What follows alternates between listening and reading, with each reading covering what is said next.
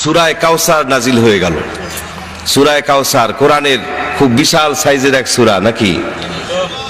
কিরকম ছোট? সবচেয়ে ছোট, সর্বকনিষ্ঠ সূরা, সূরা আল কাউসার। আসুন একবার তেলাওয়াত করি।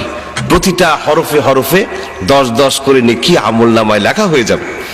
কোন কিতাব দুনিয়া এরকম আছে তেলাওয়াত করলে 10-10 করে নেকি হবে, একটা করে নেকি হবে? কোন কিতাব আছে? কোরআন যদি তেলাওয়াত করি প্রতিটা হরফে হরফে 10-10 করে নেকি আমলনামায় লেখা হয়ে যাবে। সুবহানাল্লাহ। আসুন একবার তেলাওয়াত করি।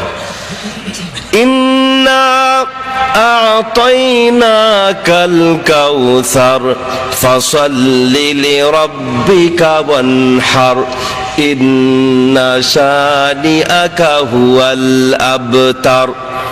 3 আয়াত বিশিষ্ট সূরা কাউসার, সর্বকনিষ্ঠ সূরা অবতীর্ণ হয়ে গেল। সাহাবায়ে কেরাম সূরা কাউসারের প্রথম 2টা আয়াত কাবা শরীফের গায়ে লাগিয়ে দিলেন। ইন্না আ'তাইনাকাল কাউসার ফাসাল্লি লিরাব্বিকা ওয়ানহার, এই 2 আয়াত কাবা শরীফের গায়ে লাগিয়ে দিলেন। আর ঘোষণা করলেন, ও মুশরিকেরা, তোমরা তো লম্বা লম্বা কথা বলো, আল্লাহ রাব্বুল আলামিন তোমাদেরকে একটি সূরা বানিয়ে আনবার জন্য চ্যালেঞ্জ দিয়েছিলেন, ওই চ্যালেঞ্জের মোকাবেলা তোমরা করতে পারো নাই, অথচ এখনো বলছো কোরআন নাকি মুহাম্মদ রাসূল করিম সাল্লাল্লাহু আলাইহি ওয়াসাল্লামের বানানো কিতাব, সূরা বানানোর দরকার নাই। এবার তোমাদেরকে আমরা ছোট্ট একটা চ্যালেঞ্জ দিচ্ছি। ছোট্ট সূরা কাউসার অবতীর্ণ হয়েছে। সূরা কাউসারের প্রথম 2টা আয়াত কাবা শরীফের গায়ে লাগিয়ে দিলাম। শেষ আয়াতখানি, ছোট্ট আয়াত, শেষ আয়াতখানি আমাদের কাছে রেখে দিলাম। এইবার পারলে তোমরা ওই একটা লাইন, একটা আয়াত অর্থের দিক থেকে মিলিয়ে রচনা করে ওখানে লাগিয়ে দিয়ে যাও। দেখি তোমরা কত বড় কবি হয়েছো, সাহিত্যিক হয়েছো। একটা লাইন, একটা আয়াত পারলে বানাও। কবি সাহিত্যিকরা একজোট হয়ে চেষ্টা করতে লাগলো, কিন্তু যতই চেষ্টা চালায় সব চেষ্টা ব্যর্থতায় পর্যবসিত হয়ে গেল। দে অল আর এক্সট্রিমলি ফেলিউড, চূড়ান্ত রূপে ব্যর্থ হয়ে গেল সব। শেষ পর্যন্ত এই ব্যর্থ কবি সাহিত্যিকদের দল চলে গেল ওই যুগের সেরা কবি, প্রধান কবি লাবিদের কাছে। গিয়ে বলল, লাবিদ, সূরা বানাবার চ্যালেঞ্জ এসেছিল, আমরা পারি নাই, ব্যর্থ হয়েছি। এখন মাত্র একটা লাইন, একটা আয়াত রচনার চ্যালেঞ্জ এসেছে। এই চ্যালেঞ্জের মোকাবেলাও যদি আমরা না করতে পারি, আমাদের তো জাতকুল সব যাবে, প্রেস্টিজ বলতে আর কিছুই থাকলো না। আমাদের বিশ্বাস, তুমি যেহেতু প্রধান কবি, তুমি আমিরুশ শুআরা, তুমি কবি সম্রাট, তুমি নিশ্চয়ই পারবে একটি লাইন অর্থের দিক থেকে মিলিয়ে রচনা করতে। তুমি একটা লাইন রচনা করো, কবি কুলের ইজ্জত বাঁচাও। কবি লাবিদ এবার চেষ্টা করতে লাগলেন, কিন্তু অবস্থা তথৈবচ। দিনের পরে দিন যায়, রাতের পরে রাত যায়, দোয়াতের পরে দোয়াত, কালি শেষ হয়ে যায়, কাগজের পরে কাগজ শেষ হয়ে যায়, কিন্তু প্রধান কবি, শ্রেষ্ঠ কবি, সেরা কবি লাবিদ, তার পক্ষেও সম্ভব হয় নাই অর্থের দিক থেকে বিলিয়ে কোরআনের ওই ছোট্ট আয়াতখানি রচনা করা। তিনিও ব্যর্থ হয়ে গেলেন। কিন্তু তার এই ব্যর্থতা, কবি লাবিদের এই ব্যর্থতা তার মনের মধ্যে হেদায়েতের মশাল, হেদায়েতের নূর জ্বালিয়ে দিল। তার মন বলে উঠল, এ তো এক আশ্চর্য কিতাব, এ মানুষের রচনা করা কিতাব হতে পারে না। তিনি মনে করলেন, তার মন বলে উঠল, একটা সূরা কেন, একটা লাইনও বানানো সম্ভব নয়। তিনি এবার তার এই মনের কথাটি ছন্দ আকারে লিখে কাবা শরীফের গায়ে লাগিয়ে দিয়ে আসলেন। তিনি লিখলেন, লাইসা হাযা মিন কালামিল বাশার। অর্থ মিলাতে পারেন নাই, কিন্তু খুব উঁচু মাপের কবি তো, ছন্দ মিলিয়ে মনের কথা লিখিয়ে দিয়ে এসেছেন। ছন্দ মিলেছে কিনা?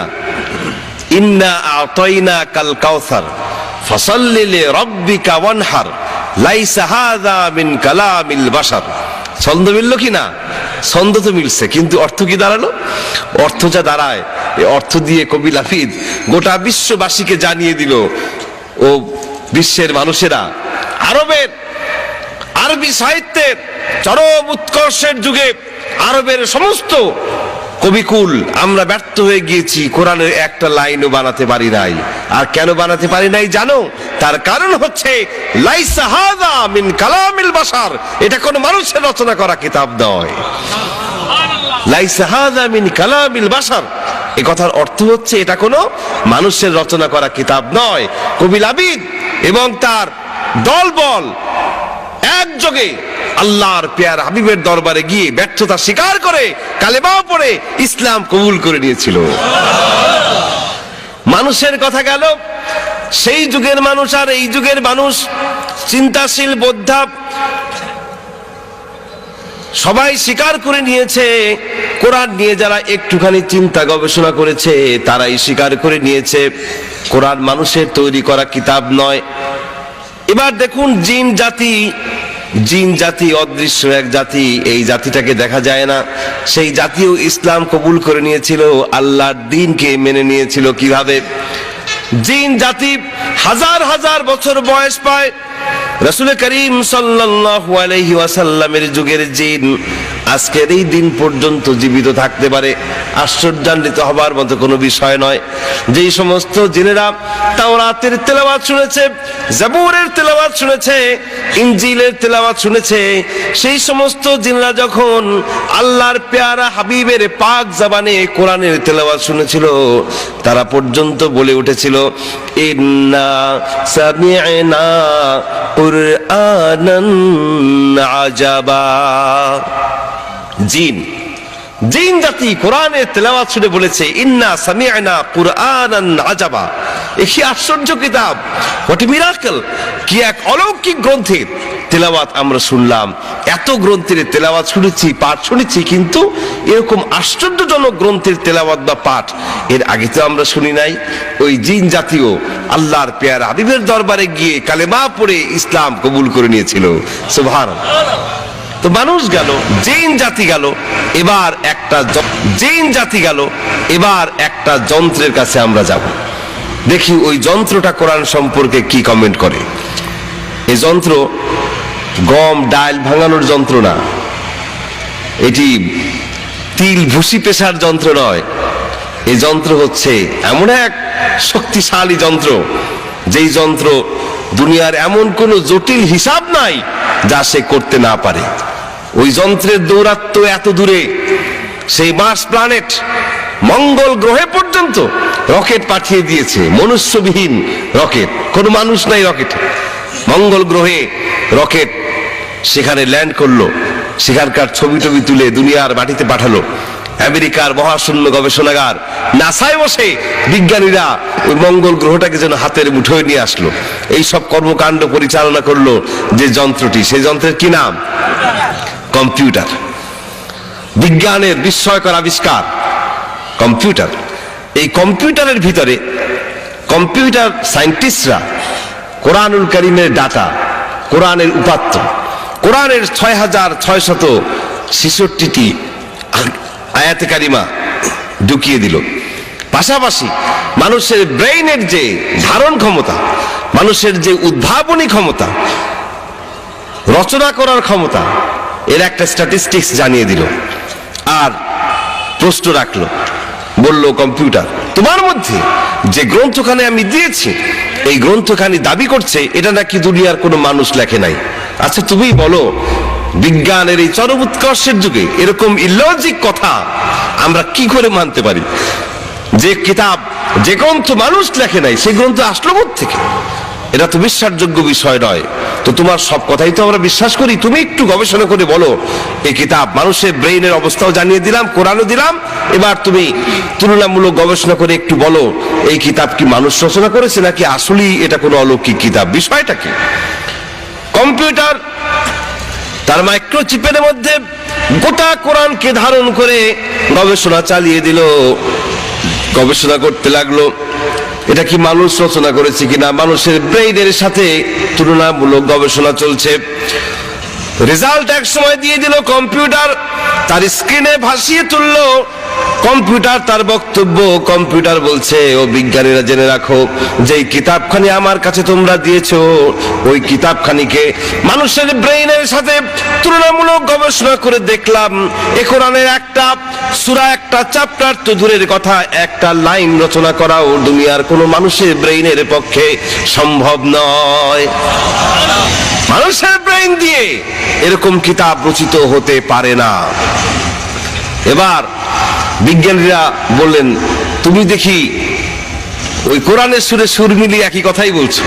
আচ্ছা ঠিক আছে, তোমার সব কথাই যখন মানি, এটাও না হয় মানলাম, কিন্তু একটু বলো, দুনিয়ার কোনো মানুষ যদি কোরআনের মতো কিতাব রচনা করতে চায়, তাহলে কতবার চেষ্টা করলে পরে এই ব্রেনটা দিয়ে কতবার চেষ্টা করলে পরে এরকম একটা গ্রন্থ রচনা করা সম্ভব? এবার কম্পিউটার গবেষণা করে বলল, একবার নয়, দুবার নয়, দুনিয়ার কোনো মানুষ যদি 63 অক্ট্রিলিয়ন বার চেষ্টা করে, তাহলে হয়তোবা এরকম একটা কিতাব সে রচনা করতে পারে। 63 অক্ট্রিলিয়ন টাইমস, এটা কি বাড়ির ধারের হিসাব নাকি? শত সহস্র, অযুত, লক্ষ, নিযুত, কোটি, মিলিয়ন, বিলিয়ন, ট্রিলিয়ন, জিলিয়ন, তারপরে হচ্ছে অক্ট্রিলিয়নের হিসাব। সেই অক্ট্রিলিয়নের আবার 63 বার, 63 অক্ট্রিলিয়ন টাইমস যদি কেউ চেষ্টা করে, তাহলে হয়তোবা এরকম একখানা কিতাব কেউ রচনা করতে পারে। বিজ্ঞানীরা এই ইনফরমেশনটা জেনে আনন্দ আর তাদের মনে ধরে না। তারা বলাবলি করতে লাগলো, হোক 63 অক্ট্রিলিয়ন আর ফক্ট্রিলিয়ন, যেই হিসাবে তুমি কহো কম্পিউটার, শেষ পর্যন্ত পারা তো যায়। খুব খুশি। কিন্তু বিজ্ঞানীদের আনন্দের হিল্লোল বেশি সময় স্থায়ী হলো না, যেহেতু কম্পিউটার পরক্ষণে আর একটা কমেন্ট করলো, আর একটা ইনফরমেশন দিয়ে দিল। কম্পিউটার বলছে, ও বিজ্ঞানীরা শোনো, 63 অক্ট্রিলিয়ন বার চেষ্টা করলে পরে এরকম একখানা কিতাব হয়তোবা রচনা করা যেতে পারে, কিন্তু দুনিয়ার কোনো মানুষের পক্ষেই 63 অক্ট্রিলিয়ন বার এক জীবনে সম্পন্ন করা সম্ভব নয়। এক জীবনে 63 অক্ট্রিলিয়ন বার চেষ্টা করা সম্ভব নয়। এই চেষ্টা যদি কেউ করতে চায়, তাহলে তাকে কয়েক হাজার বিলিয়ন বার মরতে হবে আর বাঁচতে হবে, মরতে হবে আর বাঁচতে হবে। এক জিন্দেগিতে তা সম্ভব নয়। তার মানে কম্পিউটারে ফাইনাল কমেন্ট, দুনিয়ার কোন মানুষের পক্ষে কোশ্চিন কালেও কোরআনের একটি আয়াত রচনা করা সম্ভব নয়। জোরে বলুন সুবহানাল্লাহ। তো মানুষ কি বলল, জিন কি বলল, আর কম্পিউটার কি বলল, দ্যাটস নট ফাইনাল। ফাইনাল হচ্ছে আল্লাহর কথা। আল্লাহ রাব্বুল আলামিন কি বলছেন? قل إن اجتمعت الإنس والجن على أن يأتوا بمثل هذا القرآن لا يأتون بمثله ولو كان بعضهم لبعض ظهيرا। বলে দিন হে নবী, এই দুনিয়ার সমস্ত মানব জাতি, জিন জাতি সবাই মিলেও যদি চেষ্টা চালায়, এরকম একটা কিতাব কেউ আনতে পারবে না, রচনা করতে পারবে না। ওয়ালাউ কানা বা'দুহুম লিবা'দিন যাহিরা, যদিও তারা এ ব্যাপারে একে অপরের সহযোগীও হয় না কেন। মানুষ, জিন, কম্পিউটার, পাওয়ার, সুপার পাওয়ার, সুপার ন্যাচারাল পাওয়ার, সমস্ত শক্তি, পরাশক্তি সব মিলেও যদি চেষ্টা চালায়, কোরআনের মতো একটা কিতাব কেউ কোনোদিন রচনা করতে পারবে না, কারণ কোরআন মানুষের রচনা করা কিতাব নয়। জোরে বলুন সুবহানাল্লাহ। কোন কিতাবের সাথে কোরআনকে আপনি তুলনা করবেন? এই দুনিয়ায় কোন ধর্মগ্রন্থ এরকম নাই যার ভিতরে কোনো পরিবর্তন সাধিত হয় নাই। একমাত্র কিতাব হচ্ছে কোরআন, যার মধ্যে কোনো পরিবর্তন আসে নাই, আর কোনোদিন আসবেও না। আসবে কি কোনোদিন? কেউ যদি ইচ্ছাকৃত ভাবে, শত্রুতামূলক ভাবে কোরআনের মধ্যে কোনো পরিবর্তন আনে, যেমন ধরুন হায়ের পেট খালি, ওই খালি জায়গায় একটা বিন্দু, একটা নোক্তা যদি দিয়ে দেওয়া হয়, হাটা কি হয়ে যাবে? জিম হয়ে যাবে। এই ছোট্ট একটা পরিবর্তনও যদি কেউ আনে কোরআনের মধ্যে ইন্টেনশনালি, ধরা পড়বে কি না? কিভাবে ধরা পড়বে? কারা ধরবে বলুন? কারা ধরবে? ধরে বলুন কারা? হাফেজ, কোরআনের হাফেজ। হাফেজে কোরআন না ধরবে, এই দুনিয়ার কোন ধর্মগ্রন্থের একজন হাফেজ আপনি খুঁজে পাবেন না, এবং কোন ধর্মগ্রন্থ হিফজ করা সম্ভব নয়। যদি সম্ভব হতো একজন হলেও বাইবেলের হাফেজ পাওয়া যেত, ঠিক কিনা? একজন হলেও মহাভারত কিংবা গীতার হাফেজ পাওয়া যেত, কিন্তু এই দুনিয়ার কোন ধর্মগ্রন্থের একজন হাফেজও খুঁজে আপনি পাবেন না। Quran is the exception. আপনারা জেনে খুশি হবেন, বর্তমান বিশ্বে হাফেজে কোরআনের সংখ্যা 5 কোটি ছাড়িয়ে গিয়েছে। কোরআন হিফজ করছে ছোট্ট ছোট্ট বাচ্চারা পর্যন্ত, 5-7 বছরের বাচ্চারা পর্যন্ত। মাঝে মাঝে পত্রিকা দেখেন না আপনারা, 5-7 বছরের বাচ্চারা পর্যন্ত কোরআন হিফজ করে সিনার মধ্যে আটকে রেখে দেয়। যেখানে একটা কবিতা, একটা গান মুখস্থ করা দুষ্কর হয়ে পড়ে, বেশি দিন মনে রাখা যায় না, কোরআন মুখস্থ করে ফেলছি এবং সিনার মধ্যে আজীবন সংরক্ষণ করছি। How is it possible? আল্লাহ রাব্বুল আলামিন বলেন কি করে এটা সম্ভব? শোনো, ওয়ালাকাদ ইয়াসসারনাল কুরআনা লিযিকর, এই কোরআন হিফজ করা বান্দার জন্য আমি সহজ করে দিয়েছি। সুবহানাল্লাহ। And I made the Quran easy to understand, easy to recite, easy to memorize. কোরআন হিফজ করা, তেলাওয়াত করা, বুঝতে পারা বান্দার জন্য আমি সহজ করে দিয়েছি। এজন্য এটা মুখস্থ করা সম্ভব। হাফিজে কোরআন হিফজ করে রাখছে কোরআন। কেউ যদি কোরআনের মধ্যে ভুল ঢুকায়ও শত্রুতামূলক ভাবে ধরা পড়ে যাবে। তবে কোরআন হেফাজতের দায়িত্ব আল্লাহ রাব্বুল আলামিন শুধু হাফেজদের উপরই ছেড়ে দেন নাই। কোরআন হেফাজতের দায়িত্ব কার? আল্লাহ রাব্বুল আলামিন অসংখ্য অলৌকিক পদ্ধতিতে কোরআনে হাকিম হেফাজত করছেন। কোনোদিন সম্ভব নয় কোরআনের মধ্যে কোনো পরিবর্তন আনা। কিভাবে করছেন? অনেক কিছুই আমাদের অজানা। তার ভিতরে একটা অলৌকিক বিষয়, কোরআন সংরক্ষণের অলৌকিক পদ্ধতি আবিষ্কৃত হয়েছে। সেটি হচ্ছে একটি সংখ্যা। সংখ্যাটার নাম হচ্ছে 19। 19 সংখ্যার রহস্যময় বন্ধনে গোটা কোরআনকে আল্লাহ রাব্বুল আলামিন রহস্যময় বন্ধনে আবদ্ধ করে রেখেছেন। বিষয়টি হচ্ছে এরকম, কোরআনে যা কিছু আছে এর সকল কিছুর সমষ্টি সংখ্যা 19 দিয়ে ভাগ করা যায়। অর্থাৎ কোরআনে যতগুলি হরফ রয়েছে, লেটার্স, এই হরফগুলির যে সমষ্টি সংখ্যা, এই সমষ্টি সংখ্যাটাকে আপনি 19 দিয়ে ভাগ করতে পারবেন। যতগুলি সূরা রয়েছে, যতগুলি চ্যাপ্টার, যতগুলি পারা রয়েছে, যতগুলি রুকু রয়েছে, যতগুলি আয়াত রয়েছে, যতজন নবীর নাম আছে, হালালের বিধানমূলক আয়াত, হারামের বিধানমূলক আয়াত যতগুলি রয়েছে, অর্থাৎ কোরআনে যা কিছু আছে সকল কিছুই আলাদা আলাদা ভাবে, আবার ধরুন আলিফ যতগুলি আছে, বা হরফ যতগুলি আছে, এভাবে করেও আলাদা আলাদা ভাবে হিসেব করে দেখা গেছে সকল কিছুর টোটাল নাম্বারটা 19 সংখ্যা দিয়ে বিভাজ্য, 19 দিয়ে তা ভাগ করা যায়। সুবহানাল্লাহ। যেমন ধরুন কোরআনের প্রথম আয়াতে কারিমা বিসমিল্লাহির রহমানির রহিম, কোরআনের এই প্রথম কয়টা? 19টা। এই 19কে আপনি 19 দিয়ে ভাগ করতে পারবেন। সূরার সংখ্যা কোরআনে 114, এই 114কেও 19 দিয়ে আপনি ভাগ করতে পারবেন। আবার দেখুন হরুফে মুকাত্তাআত, কোরআনে বিভিন্ন সূরার শুরুতে কিছু বিচ্ছিন্ন হরফ রয়েছে, যেমন আলিফ লাম মিম, আলিফ লাম র, ইয়াসিন, তাহা, আছে না এরকম? এই যে হরফগুলো বিচ্ছিন্ন, এগুলোকে আরবিতে বলা হয় হরুফে মুকাত্তাআত। এই হরুফে মুকাত্তাআত গুলি নিয়ে গবেষণা করে দেখা গেল গোটা কোরআনে 14টি ভিন্ন ভিন্ন বর্ণে, 14টি ভিন্ন ভিন্ন বিন্যাসে 29টি সূরা শুরুতে আছে এই হরুফে মুকাত্তাআত। এবার হিসাব করে দেখুন, 14 যোগ 14 যোগ 29 ইকুয়াল টু যে সংখ্যাটা দাঁড়ায় সেটা হচ্ছে 57। 57 যোগফল দাঁড়াচ্ছে 57। এই 57কেও আপনি 19 দিয়ে ভাগ করতে পারবেন। সুবহানাল্লাহ।